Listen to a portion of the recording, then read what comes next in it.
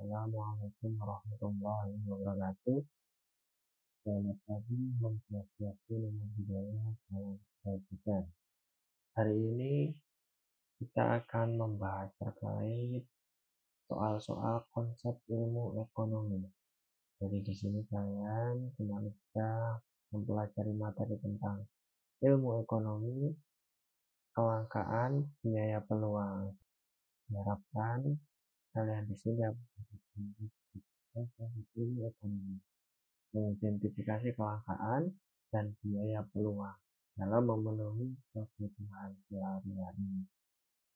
Belum melakukan pembahasan materi soal-soal berdoa menurut keyakinan masing-masing, berdoa silakan.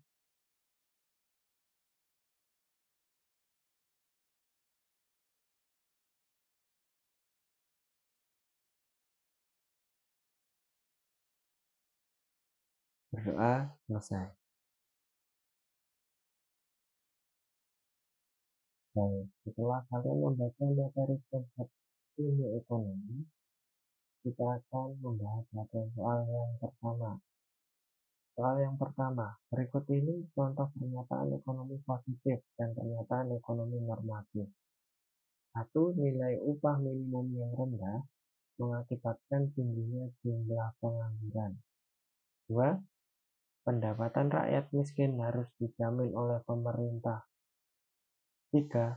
Untuk lebih memperbaiki kinerja ekonomi negara, kegiatan ekonomi harus ditingkatkan.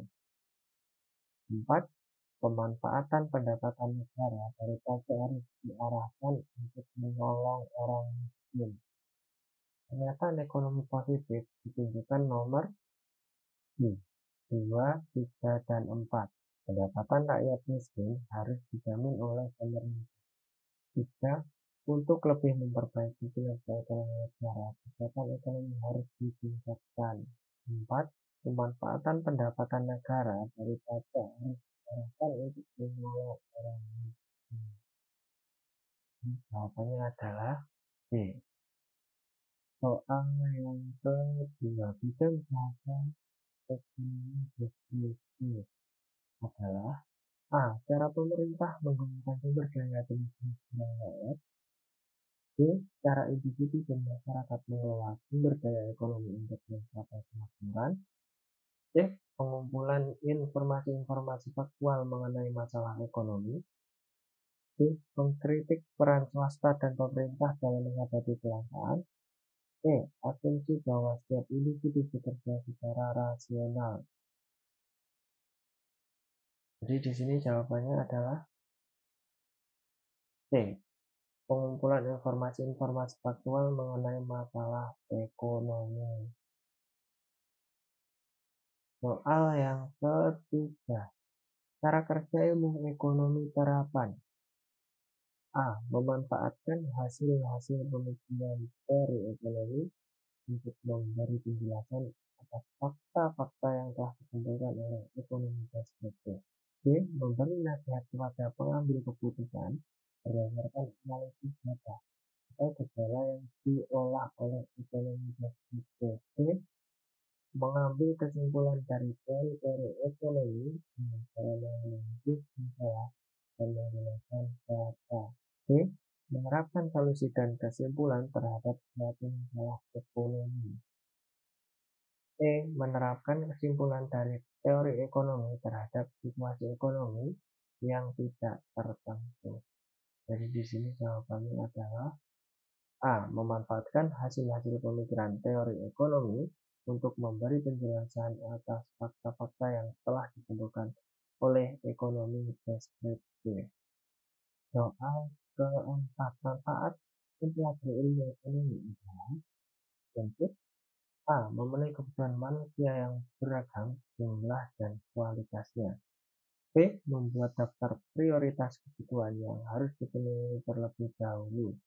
C. Memanfaatkan sumber daya yang ada dalam memenuhi kebutuhan. D. Menekan dan mengurangi jumlah kebutuhan manusia yang semakin beragam. E. Dipergunakan dalam berbagai alternatif pilihan untuk memenuhi kebutuhan. Jadi di sini jawabannya adalah E. Dipergunakan dalam berbagai alternatif pilihan untuk memenuhi kebutuhan. Soal yang kelima, ilmu ekonomi syariah adalah bagian dari ilmu ekonomi yang mempelajari masalah ekonomi rakyat yang dilandasi oleh nilai-nilai Islam. Ekonomi syariah merupakan bagian dari ekonomi A. Teori, B.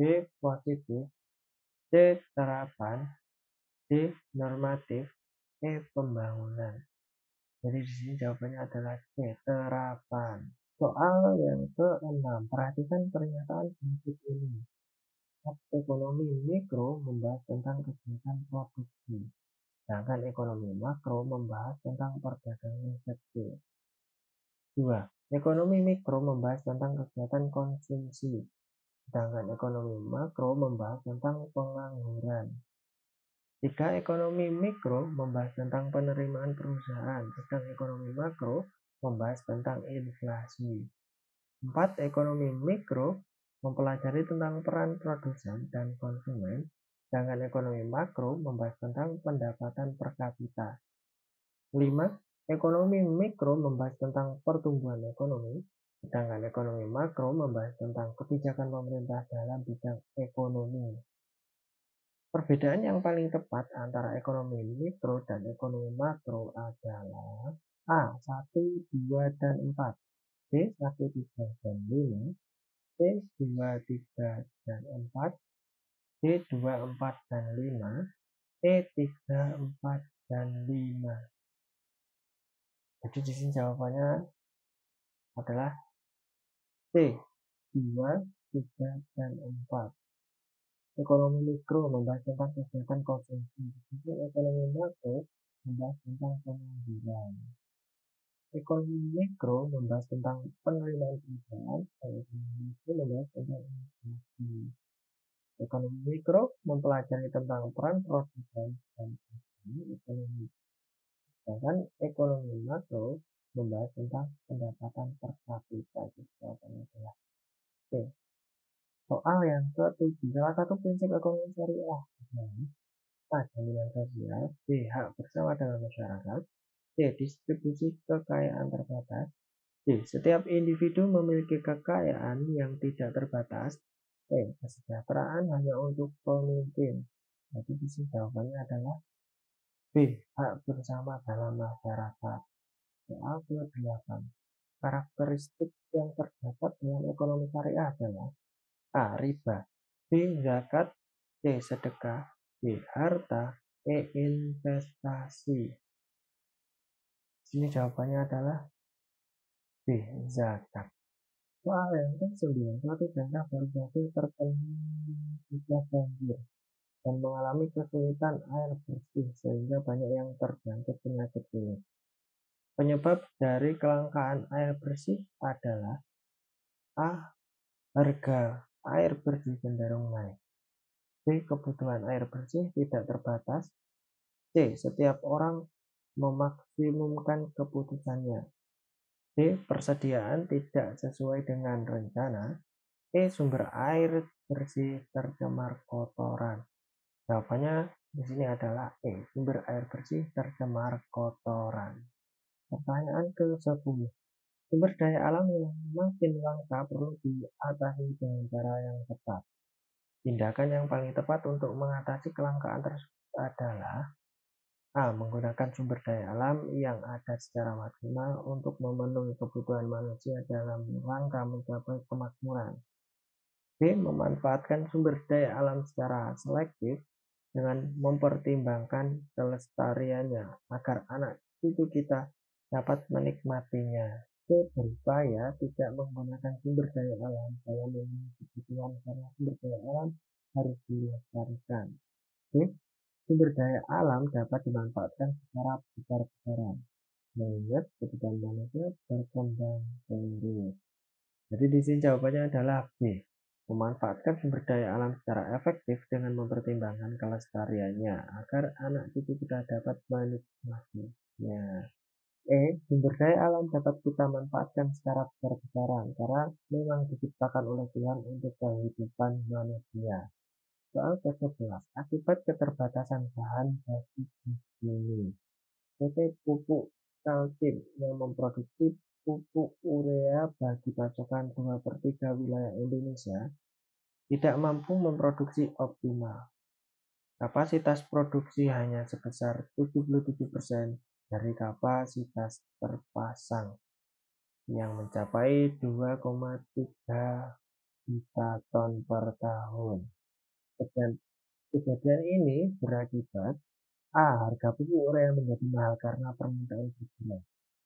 B. Produksi padi untuk 2/3 wilayah Indonesia diperkirakan berkurang. C. Untuk mencukupi kebutuhan pupuk urea, pemerintah melakukan impor padi. D. Subsidi pupuk bagi petani bertambah besar karena permintaan berkurang. E. Pabrik pupuk urea di wilayah Indonesia yang lain harus diturunkan. Jadi di sini jawabannya adalah D. Produksi padi untuk 2/3 wilayah Indonesia diperkirakan berkurang. Soal ke-12. Agus awalnya sangat prihatin dalam memenuhi kebutuhan. Dengan susah payah akhirnya keluarga mereka dapat membangun rumah yang sangat sederhana. Tahun berikutnya keluarga mereka dapat membeli sepeda motor untuk sarana transportasi sehari-hari. Terakhir, mereka telah membeli emas, berlian, dan piano. Cara memenuhi kebutuhan dari keluarga Agus adalah berdasarkan A. Jenis kebutuhan menurut waktu, B. Subjek yang membutuhkan, C. Tingkat intensitas, D. Sifat pemenuhan kebutuhan, E. Selera pemenuhan. Di sini jawabannya adalah C. Tingkat intensitas. Soal nomor 13. Keluarga Samudra adalah keluarga yang sangat berimbang dalam pemenuhan kebutuhan. Tiap hari mereka mengonsumsi makanan yang bergizi dan bervariasi agar tidak membosankan. Selain itu, tiap minggu mereka menonton film atau pagi menonton konser. Dasar pemenuhan kebutuhan mereka adalah atas A. Tingkat intensitas, B. Subjek yang membutuhkan, C. Waktu, D. Sifat pemenuhan kebutuhan, E. Jenis barang yang dikonsumsi. Jadi di sini jawabannya adalah D. Sifat pemenuhan kebutuhan. Soal ke-14. Kebutuhan yang harus dipenuhi untuk menjaga kelangsungan hidup manusia dan mutlak harus dipenuhi disebut kebutuhan A. Saat ini, B. Primer, C. Sekunder, D. Tersier, E. Tambahan. Jadi di sini jawabannya adalah B. Premier.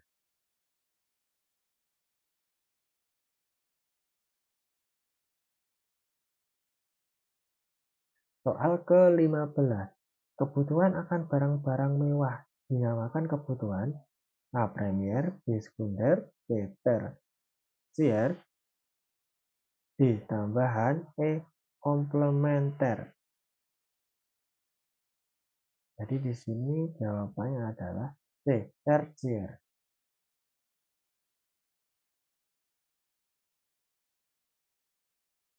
Soal ke-16. Kebutuhan yang diperlukan oleh fisik manusia untuk kelangsungan hidupnya adalah kebutuhan A. Jasmani, B. Rohani, C. Pokok, D. Sekarang, E. Akan datang. Jadi jawabannya di sini adalah A. Jasmani. Soal ke-17. Kebutuhan yang diperlukan manusia untuk memenuhi kepuasan batin, jiwa, dan perasaan seseorang adalah kebutuhan A. Pokok, B. Rohani, C. Jasmani, D. Sekarang, E. Akan datang. Jawabannya adalah B. Rohani. Soal ke-18. Kebutuhan akan tempat ibadah merupakan salah satu contoh kebutuhan A. Rohani, B. Darurat, C. Jasmani, D. Individu, Kelompok. Jadi jawabannya adalah di sini kelompok. Soal ke-19. Dalam ekonomi, apabila kita ingin mencapai suatu tujuan, harus mengorbankan tujuan yang lain. Karena ada keterbatasan ataupun tujuan yang saling bertentangan. Hal ini disebut dengan A. Biaya oportunitas, B. Subsidi, C. Marginalitas, D. Trade-off, E. Analisis manfaat. Jadi di sini jawabannya adalah A. Biaya oportunitas. Yang terakhir, nomor 20, soal ke-20. Orang awam seringkali keliru memahami atau menafsirkan prinsip ekonomi.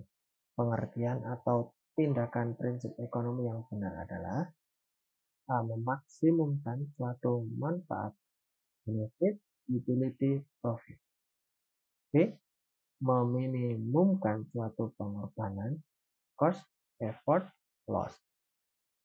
C. Memaksimumkan suatu manfaat dengan pengorbanan yang minimum.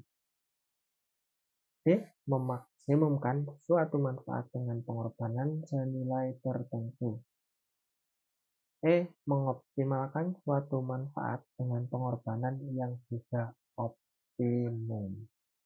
Jadi di sini jawabannya adalah D. Memaksimumkan suatu manfaat dengan pengorbanan senilai tertentu. Untuk pembahasan soal hari ini sudah selesai tercapai ekonomi. Semoga bermanfaat. Apabila ada kurang lebihnya mohon maaf. Berdoa menurut keyakinan masing-masing. Berdoa silahkan.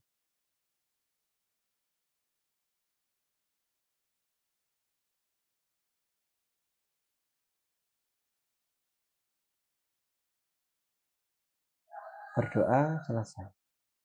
Sekian dari Bapak. Assalamualaikum warahmatullahi wabarakatuh. Selamat pagi, Om Swastiastu, Namo Buddhaya, salam kebajikan.